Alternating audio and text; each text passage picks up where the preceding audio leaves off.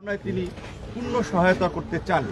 এটি আমি মনে করি এই সময়ের এই তদন্তের জন্য এবং জাতির সামনে সত্য উন্মোচন করার জন্য একটি সহায়ক ভূমিকা হতে পারে, যেহেতু তার এতদিন পরে তিনি হলেও মুখ খুলেছেন, কারণ তিনি ওই সময় ষষ্ঠ প্রতিমন্ত্রীর জায়গায় ছিলেন। তিনি নিশ্চয়ই এই ঘটনার অনেক কিছু জানেন এবং এই ঘটনার সাথে কিংবা এই ঘটনাকে আড়াল করার জন্য ধামাচাপা দেওয়ার জন্য, বিশেষ করে আপনারা জানেন যে বেশ কিছু নিরীহ নিরপরাধ বিডিআর সদস্যদেরকেও কিন্তু অযথা দীর্ঘদিন ধরে কারাগারে রাখা হয়েছে। তাদের কয়েকজন মুক্তি পেয়েছে, এখনও অনেকে মুক্তি পায়নি।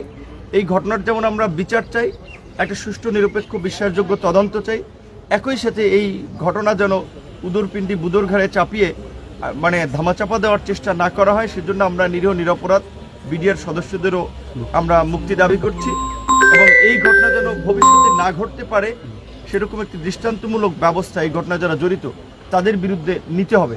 আপনারা একটা বিষয় লক্ষ্য করেছেন, বাংলাদেশের এই জাতির ঐতিহাসিক সংকটগুলোতে সেনাবাহিনী সবসময় জনগণের পাশে এসে দাঁড়িয়েছে, জনগণের কাতারে এসে সামিল হয়েছে। 1971 থেকে শুরু করে 75 কিংবা 90 কিংবা সর্বশেষ 2004, আপনারা যদি বাংলাদেশের ঐতিহাসিক পরিবর্তনের প্রেক্ষাপটগুলো লক্ষ্য করেন, প্রতিটি প্রেক্ষাপটেই দেখবেন যে সেনাবাহিনীর একটা সাহসী ভূমিকা এবং জনগণের সাথে ছিল। আমরা দেখতে পাচ্ছি এখন কিছু কিছু মহল সামরিক বাহিনীকে এই গণ অভ্যুত্থানের অংশীজনদের মুখোমুখি দাঁড় করানো কিংবা সামরিক বাহিনীকে নিয়েও নানান ধরনের একটা প্রোপাগান্ডা ছড়াচ্ছে, বিভ্রান্তি ছড়াচ্ছে। এটি আমাদের দেশের জন্য মঙ্গল হবে না।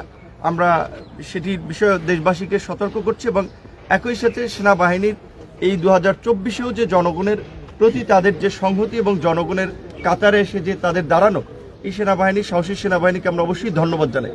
একই সাথে আয়নাঘরের মতো আপনার এই মধ্যযুগীয় বর্বর নির্যাতন নিপীড়নের সাথেও যারা জড়িত ছিল, হয়তো সেটা সেনাবাহিনীর কতিপয় কর্মকর্তা, সবাই না, এই পিলখানা বিডিআর হত্যাকাণ্ড এবং তদন্তের পাশাপাশি আয়নাঘরের মতো মানবতা বিরোধী অপরাধেও যারা জড়িত তাদেরকেও বিচারের মুখোমুখি করা দরকার। ইতিমধ্যেই তাদের কয়েকজনকে গ্রেপ্তার করা হয়েছে।